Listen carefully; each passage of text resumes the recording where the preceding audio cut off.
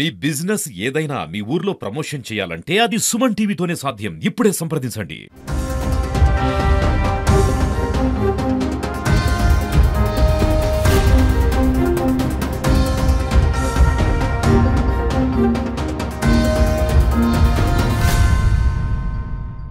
తిరుమలలో రోజుకో భద్రతా వైఫల్యం భక్తులని ఆందోళన కలిగించేటువంటి అంశంగా మారింది. ఇటీవల మనం చూసాం, ఓ కళ్యాణ వేదిక వద్ద ఓ వ్యక్తి టీటీడీ నిబంధనలకు విరుద్ధంగా నమాజ్ చేయడము, దాన్ని వీడియో తీసి సోషల్ మీడియాలో పెట్టారు. సో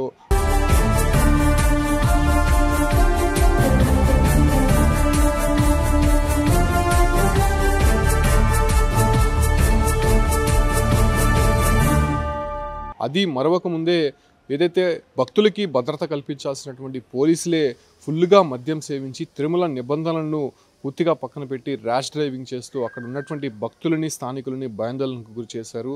తిరుమలలో పనిచేసేటువంటి కానిస్టేబుల్ ఓంకార్ నాయక్, రాజశేఖర్, షేక్ సిరాజుద్దీన్ అనేటువంటి ముగ్గురు కానిస్టేబుళ్ళు జీపు మరమ్మతుల కోసం తిరుపతికి దిగారు. అయితే మరమ్మతుల అనంతరం ఫుల్గా మద్యం సేవించి తిరుమలకి వచ్చే క్రమంలోనే ఘాట్ రోడ్లో ర్యాష్గా డ్రైవింగ్ చేయడం, ఇతర వాహనదారులని దురుసుగా మాట్లాడడము. అయితే తిరుమలకు చేరుకున్న తర్వాత డీ టైప్ క్వార్టర్స్ వద్ద అతివేగంగా జీపును నడిపి ఒక కల్వర్టుని ఢీకొన్నారు. ఈ ప్రమాదంలో ముందర టైరు పూర్తిగా పగిలిపోవడంతో అక్కడ నానా హంగామా చేశారు. అయితే ఇవన్నీ చూస్తున్నటువంటి స్థానికులు, భక్తులు ఒకసారిగా పోలీసులకి సమాచారం ఇచ్చారు. దీంతో ముగ్గురు కానిస్టేబుల్ కూడా అక్కడ ఫుల్గా హడావిడి చేస్తూ ఆ జీపు వద్ద కొంత నానా యాగి చేస్తుండడంతో పోలీసులు అదుపులోకి తీసుకునే క్రమంలో కూడా ఒక కానిస్టేబుల్ షేక్ సిరాజుద్దీన్ అనేటువంటి కానిస్టేబుల్ అక్కడ నుంచి పరారయ్యారు. అయితే ఇద్దరు ఓంకార్ నాయక్, రాజశేఖర్ని అదుపులోకి తీసుకున్నటువంటి నేపథ్యంలోనే విస్తుపోయేటువంటి విషయాలు పోలీసులు గుర్తించారు.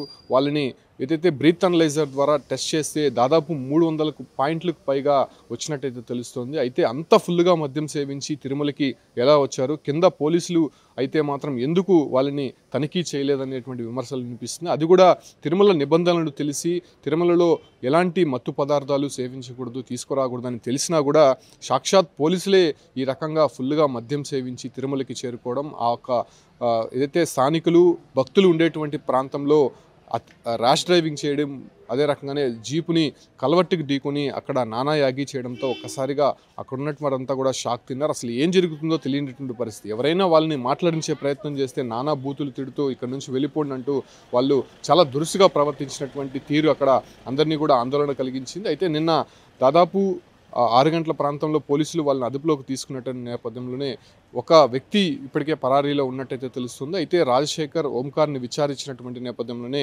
దాదాపు 300 పాయింట్లకు పైగా అక్కడ బ్రీత్ అనలైజర్లో నమోదవడము.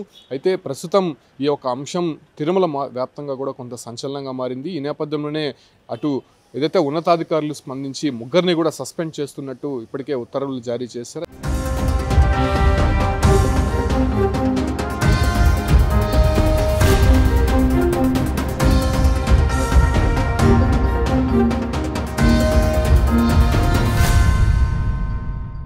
అయితే ఇదా భక్తులకి సేవలు అందించాల్సినటువంటి పోలీసులే ఈ రకంగా మద్యం సేవించి నిబంధనలకు విరుద్ధంగా తిరుమలలో సంచరించడం, అదే రకంగానే ఇటీవల భద్రతా వైఫల్యాలు పూర్తిగా తిరుమలలో కొట్టొచ్చినట్టు కనిపిస్తుండడంతో పూర్తిగా కూడా భక్తులు ఆందోళన చెందుతున్నారు. ఎందుకంటే ఇప్పటికే హిట్ లిస్ట్లో ఉన్నటువంటి తిరుమల చాలా క్రూషియల్ పరిస్థితిలో ఉంటుంది. ఎందుకంటే ఆక్టోపస్తో పాటు స్థానికంగా ఉన్నటువంటి పోలీస్ బెటాలియన్, అదే రకంగానే లా అండ్ ఆర్డర్ పోలీసులు, విజిలెన్స్ అధికారులు పూర్తి నిఘా వైఫల్యంలో కనిపిస్తోందని మాత్రం స్పష్టంగా చెప్పొచ్చు. ఎందుకంటే పూర్తిగా భక్తులు సేవలోనే ఎటువంటి ఇబ్బంది కలగకుండా దాదాపు ప్రతిరోజు 1,00,000 మంది రాకపోకలు సాగిస్తుంటారు. కాబట్టి తిరుమల అనేది అత్యంత జాగ్రత్తగా చూసుకోవాల్సినటువంటి అంశం. అయితే కింద టోల్గేట్లోనే ఇటువంటి అజాగ్రత్తగా ఉండడము, పైకి వచ్చినటువంటి తర్వాత ఇలా నానా యాగి చేస్తున్నటువంటి పోలీసులను చూసి పూర్తిగా కూడా అందరూ విస్తుపోతున్నారు. ప్రస్తుతం వీళ్ళు ముగ్గురిని సస్పెండ్ చేసినటువంటి నేపథ్యంలోనే కేసు కూడా నమోదు చేసి వీళ్ళపైన రిమాండ్ కూడా తరలించేటువంటి అవకాశం అయితే కనిపిస్తుంది. అయితే ఈ రకంగా జరుగుతున్నటువంటి అంశాలపైన టీటీడీ ఎలా స్పందిస్తుందో చూడాల్సి ఉంది. ప్రతిరోజు కూడా ఏదో ఒక భద్రతా వైఫల్యం